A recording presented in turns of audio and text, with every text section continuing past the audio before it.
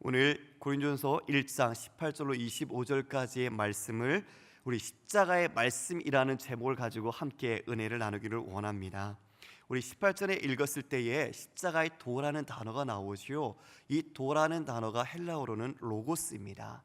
우리 송 목사님께서 요한복음 강해 때 로고스에 대해서 말씀해 주셨는데요, 말씀이라고 해석이 됩니다. 그래서 다른 세번역 성경에서는 이 십자가의 도를 십자가의 말씀이라고 해석을 하고 있습니다. 우리가 같이 이 십자가의 도, 이 십자가의 말씀을 이 새벽 이 아침 우리가 다시 한번 묵상하고 주님의 은혜를 구하는 시간이 되기를 원합니다. 사랑하는 여러분, 우리는 친숙한 단어일수록 일상을 지내다 보면 그 내용과 의미를 쉽게 잃어버리는 경우가 있습니다. 일도 그렇고 사람도 그렇죠. 너무 친하다 보면 사람의 관계를 쉽게 여기게 되는 경우가 있습니다.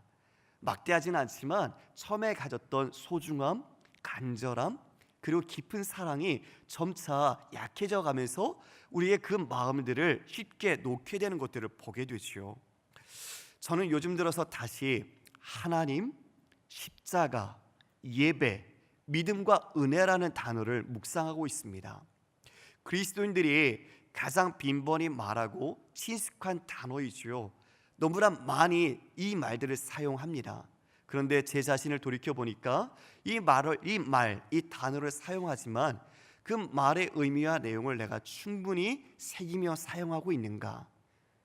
돌아보니까 그렇지 않더라고요. 너무 간과하면서 이 말들을 남발하고 있지 않나라는 생각이 좀 들었습니다. 그 단어의 뜻은 알지언정 그 내용이 혹시 여러분과 제가 우리 마음속으로 생각할 때 어떤 울림이 있는지 돌이켜봤으면 좋겠습니다. 머릿속에서는 지식적으로 반응하지만 내 가슴 속에서는 그 의미가 멍하지 않은가 말입니다. 그래서 은혜는 과거형이 아니라 진행형이어야 될 줄 믿습니다. 오늘 본문은 십자가의 도, 십자가의 말씀에 대해서 이야기를 합니다. 십자가의 말씀, 그 복음이죠. 그 복음이 여러분에게 어떤 느낌을 주고 있습니까? 그리고 그 복음이 지금 여러분의 자신과 삶에 어떻게 자리하고 있습니까? 이 시간 한번 우리가 돌이켜보는 시간이 되었으면 좋겠습니다. 본서 고린도 전서는 바울이 고린도 교회에 보낸 서신서입니다. 고린도를 비롯해서 그 헬라 지역에 중요한 이슈가 하나 있었죠. 바로 그것은 지혜라는 것이었습니다. 지혜. 오늘 22절에도 보니까 헬라인은 지혜를 구한다고 말하고 있습니다. 그래서 그리스 지역을 중심으로 철학이 발달했던 것을 볼 수 있는데, 철학은 필로소피라고 하죠. 바로 지혜에 대한 사랑을 의미하는 것입니다. 고린도인들은 이처럼 이성적인 증거를 요구하고 지적인 요구를 충족시켜주는 것에 관심이 많았습니다. 바울이 아덴에 갔을 때에도 아덴 사람들은 새로운 것을 말하고 듣는 것에 자신의 시간을 소비한다라고 기록을 하고 있죠. 이처럼 당시에는 이 십자가의 도, 십자가의 복음도 세상의 지혜의 일종으로 고린도인들에게는 여겨졌습니다. 그러다 보니 이 복음이 지혜의 한 방편으로 여겨져서 이 복음을 증거하는 사도나 그 사람들을 지혜의 선생으로 오해하게 되었죠. 그래서 우리가 고린도서 1장 12절에 보면 각각의 분파가 나눠집니다.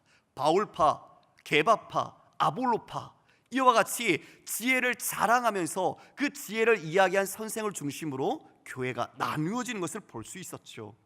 그리고 고린도인들은 그들의 학문과 가문, 이 부, 이런 것들을 자랑을 했습니다. 바울은 바로 이러한 것을 파악했습니다. 이들이 가지고 있는 잘못된 점이 무엇인지 파악한 후에 바로 그 복음에 있어서 핵심인 십자가의 도, 십자가의 말씀, 그 복음을 봐도 그들이 사랑하고 아끼고 관심 가지는 지혜와 대비하여 역설적으로 강력하게 설명을 해 나갑니다. 지혜, 많은 사람들이 지혜를 추구하지요. 지혜는 바로 인간이 그것을 추구함으로 있어서 자신의 삶을 풍요롭게 하고 안정을 추구하려고 합니다. 그 터득한 지혜로 자신의 생명과 행복을 스스로 도모할 수 있도록 노력해 나가죠. 또 그와 같이 생각을 합니다. 그러면서 어떤 마음을 갖게 됩니까? 자만심을 갖게 됩니다. 어떤 일종의 자신감을 갖게 되는데 그 자신감을 가지고 스스로 자신의 구원을 이룰 수 있다고, 얻을 수 있다고 생각하는 것이죠. 결국 그 자신감은 교만으로 이어지고 자만 속에서 패망으로 이어지게 될 뿐입니다. 사랑하는 성도 여러분, 우리 인간은 피조물이고 이 세상도 그렇습니다. 창조된 것입니다. 창조된 것은 유한하고 제한적입니다. 그래서 결국 이 세상의 지혜는 궁극적일 수 없고 그것은 영원할 수가 없습니다. 결핍되어 있다는 것이죠. 세상의 지혜를 통해 구원을 이루려고 하는 어떠한 철학적 사조나 종교적인 시도와 노력은 자신들을 스스로 목적해서 자력으로 구원하려고 하는 것을 그들의 마음으로 가지고 있습니다. 그러나 이것은 결코 이룰 수 없는 것입니다. 이에 바울은 인간 스스로가 구원을 이룰 수 없고 오직 예수 그리스도를 믿음으로 말미암아 우리가 구원을 받는다는 것을 자신의 모든 서신서와 말씀의 가운데 강조하고 있습니다. 그래서 사도 바울에게 있어서 예수 그리스도의 십자가와 부활은 그에게 중요한 신학적 표지이기도 합니다. 오늘 이 고린도 교회, 아니요, 어쩌면 지금 이 자리에 앉아있는 우리들에게도 여전히 복음의 본질을 이해하지 못하고 세상적인 지혜와 힘을 우리가 추구하며 그 가치로 살아가려고 하는지 모르겠습니다. 이에 바울은 18절에 이와 같이 말하고 있습니다. 18절을 함께 읽어보겠습니다. 시작. 십자가의 도가 멸망하는 자에게는 미련한 것이요 구원을 받는 우리에게는 하나님의 능력이라. 여러분, 십자가의 도라고 되어 있죠. 그 십자가 앞에 원문에는 정관사가 있습니다. 그러니까 그 십자가가 되는 거죠. 무엇입니까? 바로 예수 그리스도의 십자가, 예수께서 지신 십자가를 말하는 것입니다. 그 십자가의 도 앞에, 그 십자가의 말씀 앞에 인류는 두 가지 분류로 지금 나누어지고 있습니다. 어떤 분류입니까? 멸망하는 자들, 그리고 구원을 받는 자들, 두 가지로 나누어집니다. 십자가의 그 도를 따르는 자들과 그것을 거부하는 자들이 나누어져 있는데, 하나는 멸망하고 있는 자들, 또 하나는 구원을 얻고 있는 자들이라고 말하고 있죠. 문법적 표현을 보니까 현재 분사형으로 되어 있습니다. 무엇이죠? 계속 지금 멸망하고 멸망받고 있는 자들, 그리고 구원을 받고 얻고 있는 자들이라는 의미입니다. 여러분, 십자가의 그 말씀 앞에, 예수 그리스도께서 지신 십자가 앞에 우리는 두 분류로 나누어집니다. 그리고 그 분류는 자신의 반응들이 즉각적인 결과로 이루어지고 있는 것을 볼 수 있습니다. 무엇입니까? 한 부류는 심판을 받고 있는 것이고 한 부류는 구원을 얻고 있는 것입니다. 심판과 구원이 동시에 진행되고 있는 모습을 우리는 볼 수 있습니다. 하나님의 지혜이신 예수 그리스도를 대신해서 자신의 지혜를 추구하고 있는 자들은 바로 멸망을 이뤄가고 있는 자들, 멸망을 받고 있는 자들이요, 그들은 복음을 어리석다라고 말하지만 구원을 얻는 우리에게는 바로 그 복음이 하나님의 능력이라고 밝히 말하고 있는 것입니다. 이 세상 사람들, 지금 멸망받고 있다라고 기록한 그들은 자신의 지혜로 이 세상을 살려고 하기에 하나님 알기를 거부합니다. 하나님을 힘써 배우기를 원치 않습니다. 오히려 자신의 관심과 세상에 영향력을 줄 수 있는 새로운 것에 우리의 마음들을 쏟게 되는 것을 보게 되는 거죠. 심지어 우리는 이스라엘의 종교 지도자였던 사두개인들을 압니다. 그들은 하나님의 지식을 갖고 있었고 하나님을 섬긴다고 했지만 그들은 내세를 부정했습니다. 무엇입니까? 지금 있는 이 세상이 전부고 이 땅이 그들에게는 가장 중요한 것이라는 것을 말하고 있는 거죠. 그러다 보니 그들은 지금 유용한 것, 지금 내게 영향력이 있는 것, 지금 내가 가질 수 있는 것에 그들의 온 마음을 쏟았습니다. 그런 내용이 23절에 나옵니다. 우리 23절을 또 읽어보겠습니다. 시작. 우리는 십자가에 못 박힌 그리스도를 전하니 유대에게는 꺼리끼는 것이요 이방인에게는 미련한 것이로되. 십자가에 달린 예수 그리스도, 바로 그 그리스도는 유대인에게는 거리끼는 것이라고 말하고 있습니다. 왜 그렇죠? 그들에게 있어서 메시아는 어떤 파워풀한 사람을 기대했지요. 경청동지할 어떤 행함을 갖고 있는, 능력을 갖고 있는 사람을 원했습니다. 로마로부터 벗어날 뿐만 아니라 자신의 선민일치로서 이스라엘이 모든 민족들 앞에 영향력을 발휘할 수 있는 강력한 나라가 되기를 원했기 때문에 그렇습니다. 그런데 십자가에 달린 그리스도라 받아들일 수 있을까요? 신명기 21장 23절에 나무에 달린 자마다 하나님께 저주를 받은 자다라고 그들은 그 말씀을 알고 있었습니다. 그런데 바로 그리스도가 십자가에 달려 처형되었다는 것, 그것은 오히려 하나님을 욕되게 하는 걸림돌이 그들에게 되었던 것입니다. 또 지혜를 추구하는 이방인 헬라인들에게는 어떻습니까? 하나님의 아들이 패배와 가장 무능한 잔인한 십자가형에 죽었다? 그것은 오히려 있을 수 없는 것이죠. 그런 자가 하나님의 아들이고 그리스도라, 그것은 어불성설이었습니다.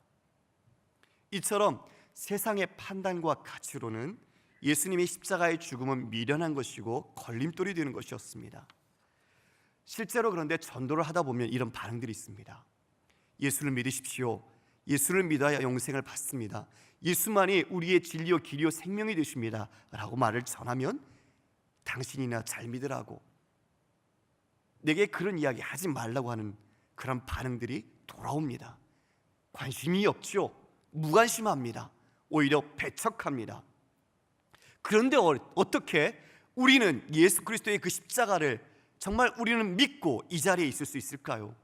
십자가의 사건이 하나님이 우리를 사랑하시는 가장 선하시고 그리고 가장 지혜로운 방법이라는 것을 우리는 어떻게 고백할 수 있을까요? 다시 생각해봐도 내 지혜로는 절대 불가능합니다.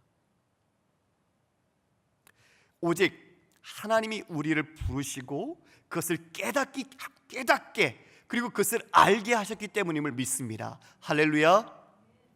우리 디모데후서 1장 9절의 말씀, 디모데후서 1장 9절의 말씀을 자막을 같이 읽도록 하겠습니다. 시작. 하나님이 우리를 구원하사 거룩하신 소명으로 부르심은 우리의 행위대로 하심이 아니요 오직 자기의 뜻과 영원 전부터 그리스도 예수 안에서 우리에게 주신 은혜대로 하심이라. 할렐루야. 그렇습니다.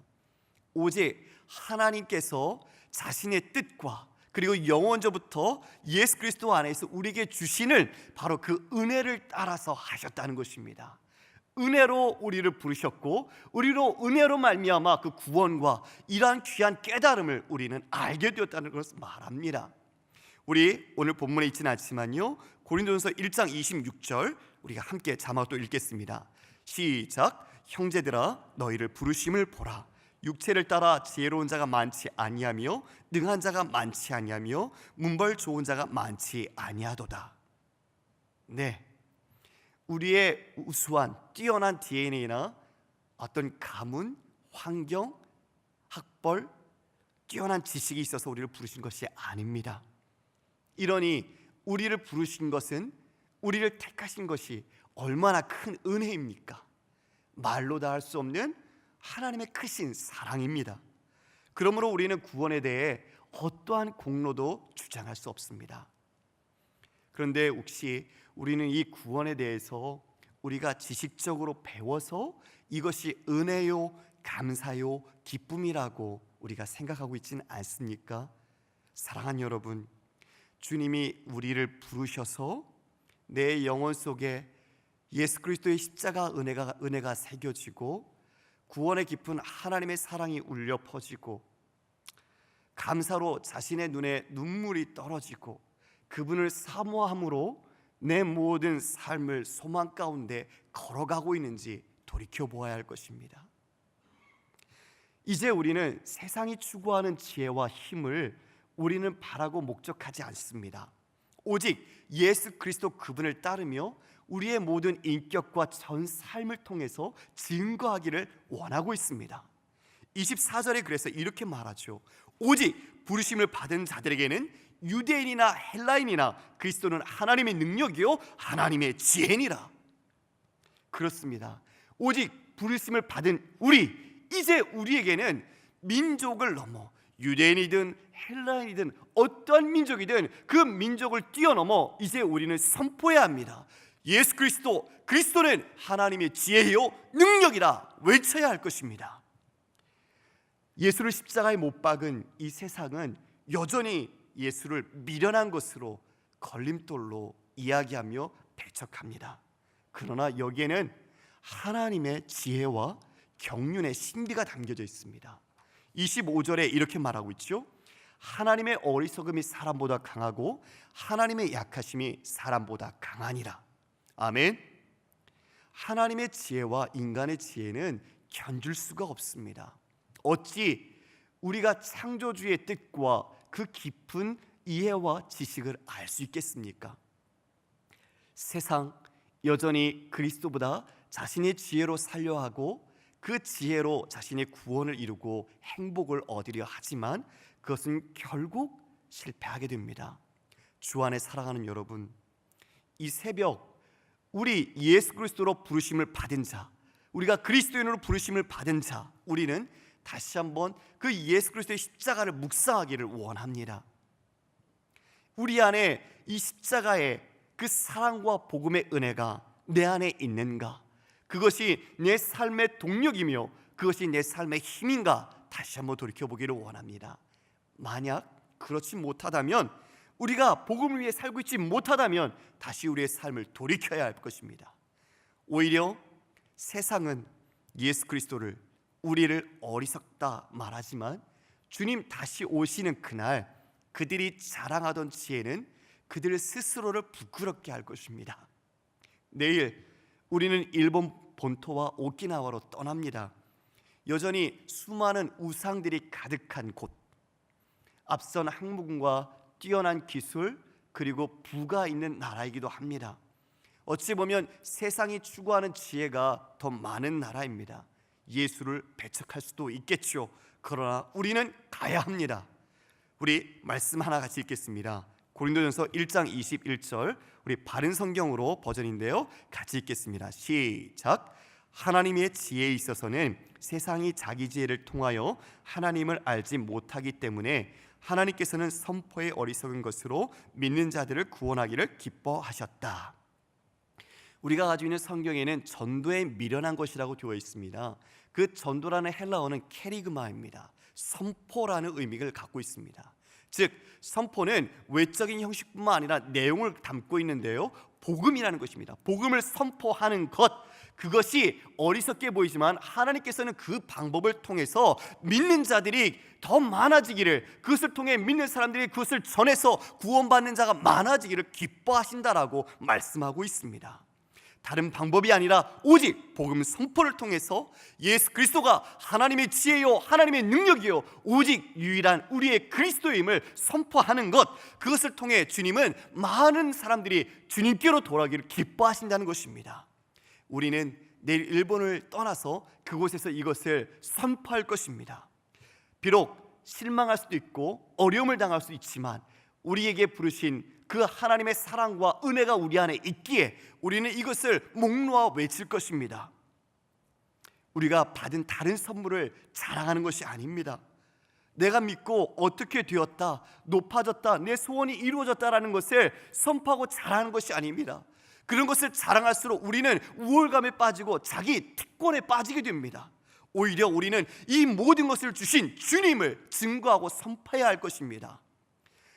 우리가 지금 가 있는 힌두권 선교, 그리고 내일 떠나게 되는 일본의 모든 선교의 현장, 그리고 우리가 몸담고 있는 일상의 모든 현장에서 오직 우리를 구원하신 예수 그리스도 그분만을 자랑하고 그 복음을 선포하는 우리 귀한 3일의 성도 모든 분들이 되시길 주의 이름으로 축복합니다. 아멘. 우리 같이 기도합시다. 하나님, 내게 주신 그 십자가의 그 은혜가 내 안에서 머리가 아니라 마음속에 주님의 은혜로 아버지 울려 퍼지게 주옵소서. 그 십자가의 은혜를 붙잡고 주님을 사랑하고 우리의 일상에서 주님과 함께 동행하는 은혜를, 그 은혜의 기쁨이 그리스도의 증인으로서의 사명이 있게 하여 주옵소서. 우리 같이 기도하며 나가도록 하겠습니다. 사랑하는 하나님, 감사합니다. 하나님께 주신 귀한 말씀을 다시 한번 내 마음에 묵상해 봅니다. 예수 그리스도의 십자가, 그 십자가가 내게 어떤 의미이며 내 삶